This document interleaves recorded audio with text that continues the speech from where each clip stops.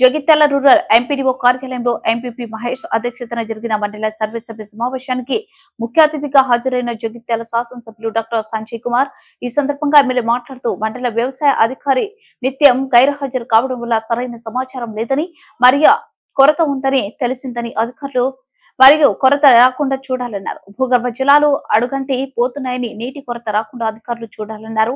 గతంలో 70 ఏళ్లలో 32 ట్యాంకులు ఉంటే రాష్ట్రం ఏర్పాటు తర్వాత 29 నూతన ట్యాంకులు నిర్మించడం జరిగిందన్నారు. ఈ కార్యక్రమంలో MPDO Ramadevi, MRO Rammohan, pox చైర్మన్లు మహిపాల్ రెడ్డి, సందీప్ రావు, ఎంపీటీసీలు, మండల స్థాయి అధికారులు తదితరులు పాల్గొన్నారు.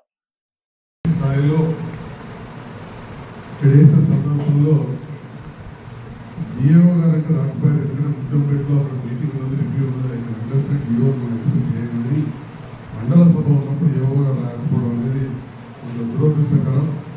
ఏవో గారు కొంత ప్రయత్నం చేసేది కానీ మన శక్తికి ఉంచారు. ఈ రకంగా ఇంపార్టెంట్ ఉన్నప్పుడు అధికారులు వస్తే బాగుంటుంది.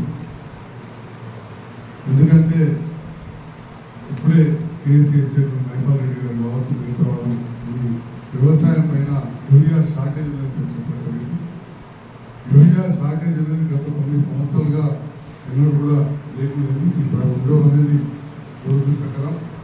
యూరియా షార్టేజ్ లేకుండా ఖచ్చితంగా చూసుకోవాల్సిన అవసరం ఉన్నది. దీన్ని కూడా నోట్ చేసుకొని మీరు ఏవో గారు పంపాల్సిందిగా కోరుతా ఉన్నా. రెండవ విషయం,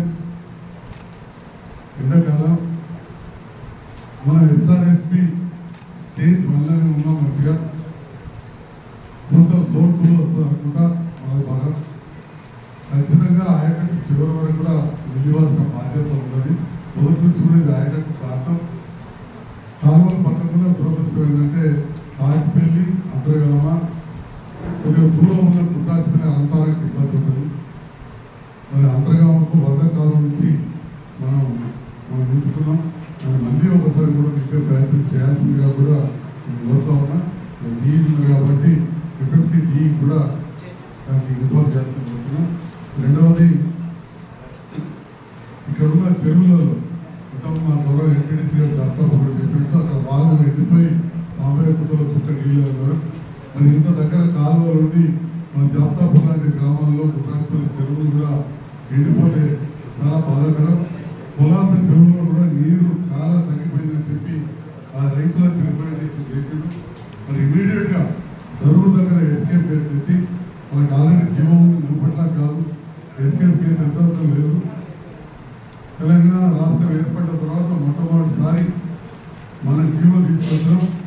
ఎస్కేప్ గేట్స్ ఓపెన్ చేసి దరూరు వాళ్ళ ద్వారా మన మోదీ చెరువు, ముప్పాల చెరువు నింపుకుంటూ మనం పులాస చెరువు తీసుకెళ్ళి ఆంతర భాగాన్ని తీసుకెళ్ళాలి. పులాస చెరువు నీళ్ళు లేవు. తప్పకుండా ఇమీడియట్గా నింపాలి. భూగర్భ జలాలు పడిపోతాయని చెప్పి ఈ సందర్భంగా తెలియజేస్తున్నాం. మరి అదేవిధంగా రూరల్ వాటర్ సప్లై గురించి, మిషన్ భగీరథ గురించి చాలాసార్లు విమర్శలు చేస్తూ ఉంటారు. నీటి ఎద్దడి అనేది కొద్దిగా నీళ్ళు లేనప్పుడు తెలుస్తుంది. తెలంగాణ రాష్ట్రం ఏర్పడిన తర్వాత ఇవాళ మన ప్రజలు నీళ్లను సంపూర్ణంగా చూస్తారు.